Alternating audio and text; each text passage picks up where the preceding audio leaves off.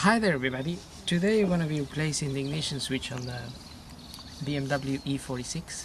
This is a 2000 model on a W reg, and this is the part that we're going to be replacing, and I think that's the part number there. You can see it there. So anyway, to remove this part, we need to take these two covers off, and to do that we're going to remove the Phillips screw that's here.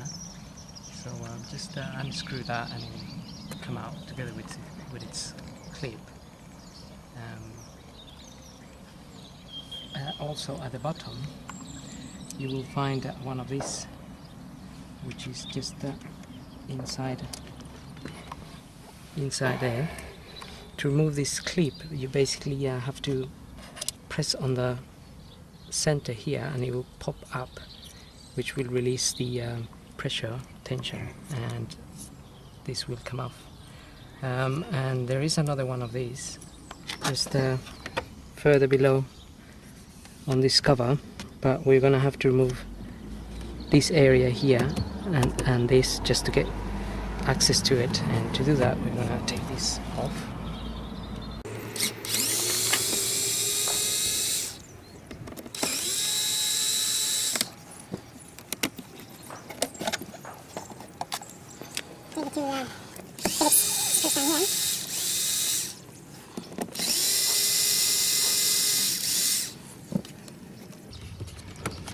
And then we have a clip up here that is, you need to push up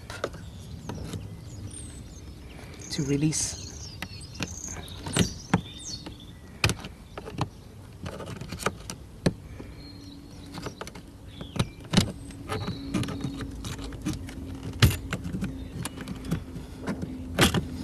There we are.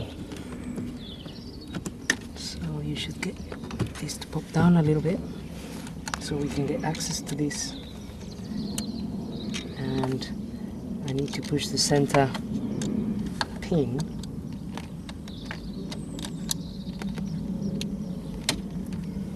There we are.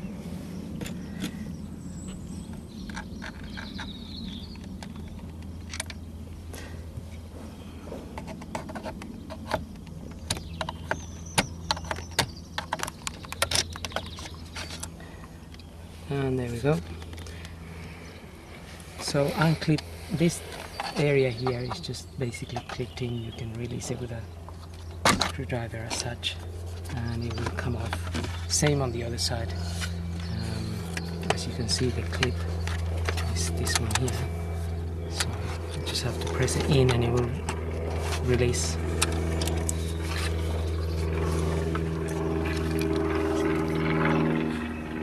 Now we have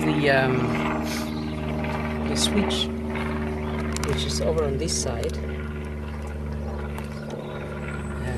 don't know if you can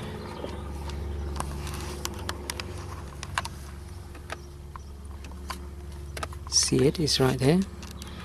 Basically we need to take these two little screws off of here. They are covered with a red paint or something. It's two little flat heads. Remove those and it will release the switch. So we're now gonna remove the little flathead screws, which, like I said, are covered with a red or blue sort of paint. That's what they look like. So one there and the other one is just on the side of a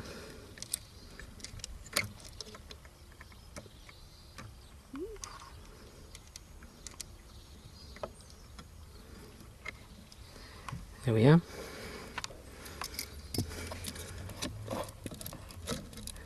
Then we can release the switch, and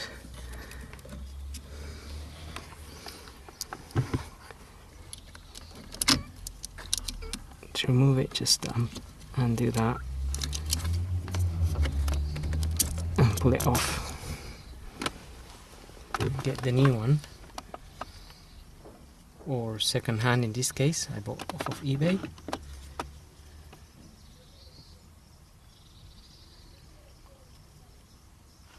They're both the same.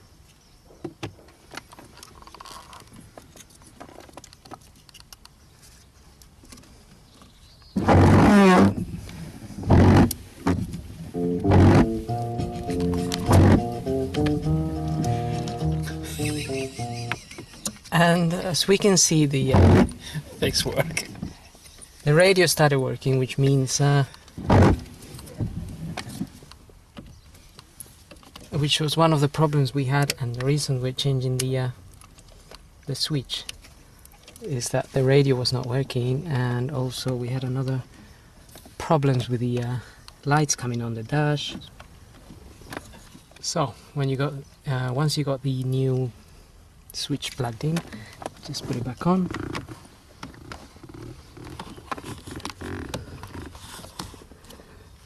And refit the two little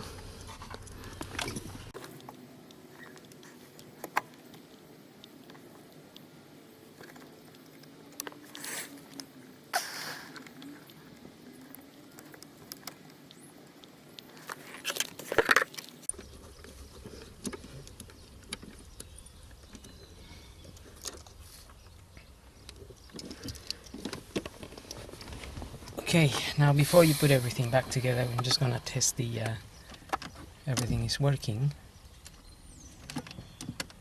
And one of the problems we had was that the radio was not working, and also we had airbag light coming on, intermittent brakes coming. The brake fault light was coming on here, and every time we open and close the visor,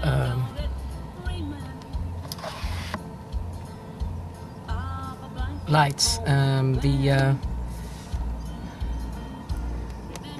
fault would come up here as if it was the brake lights were faulty, but it seems that changing the switch has sorted all those problems. So anyway, just refit everything the way it was removed, and thanks for watching. Hope this video helps.